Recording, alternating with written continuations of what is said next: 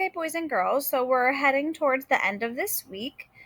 We have been working on point of view. So, how does the author feel about a topic, and how do we know? So, today, what we're going to do is we are going to get two articles. I'll read them aloud to you, and we're focusing on the zoo. And what you're going to do is you are going to weigh the pros and the cons, just like we did earlier this week, except you're expected to do a little bit more now. We have two articles, and you're going to decide which article shows the author's viewpoint of a pro and which article shows the author's viewpoint of cons. And you're going to give details for both to show reasons to support. So, I'm going to read to you the first article. Zoos, helping endangered animals.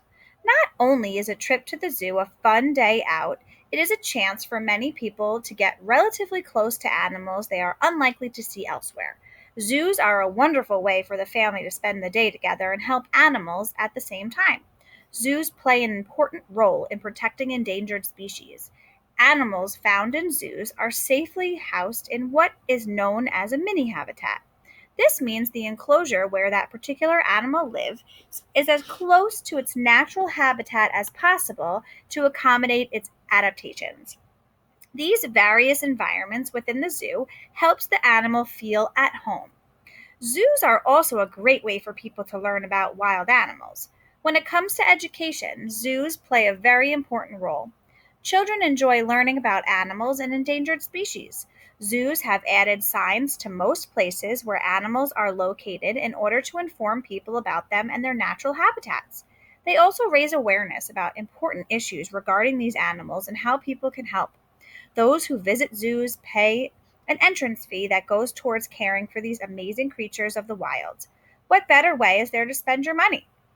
Here's a picture of some pandas, and the caption says, "These pandas enjoy eating the bamboo provided by their zookeepers." So I'm thinking in the back of my mind, what is the author's point of view in this article? Does the author feel that zoos are a good thing, a positive, beneficial, or does the author feel that zoos are negative?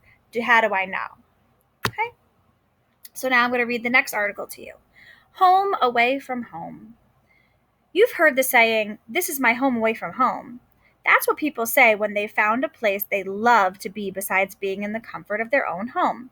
But is this true for animals in zoos?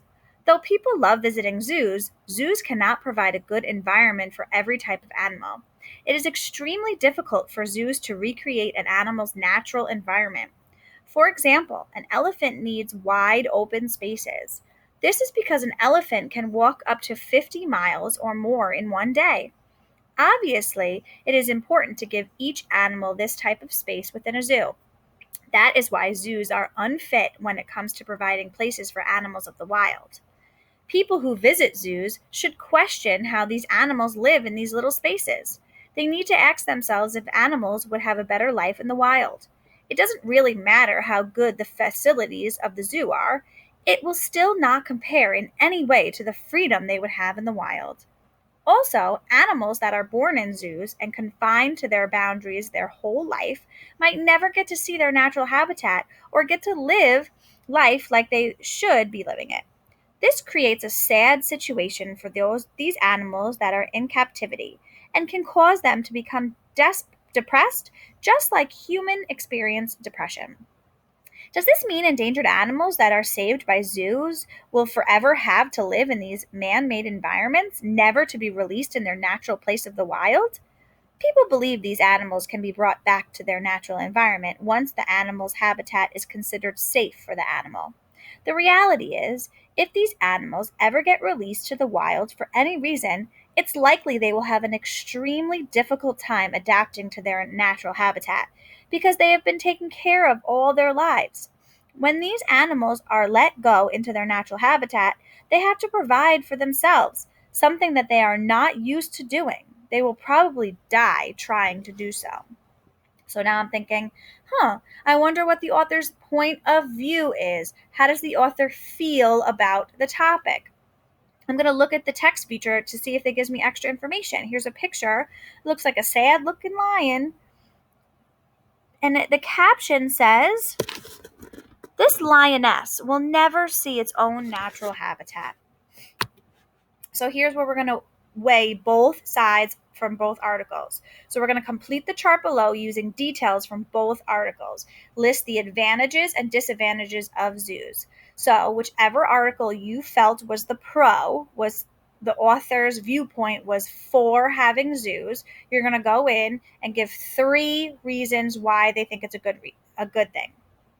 Then, whichever article you believe the author's viewpoint or point of view was against having zoos, you're going to go in and give 3 reasons why here.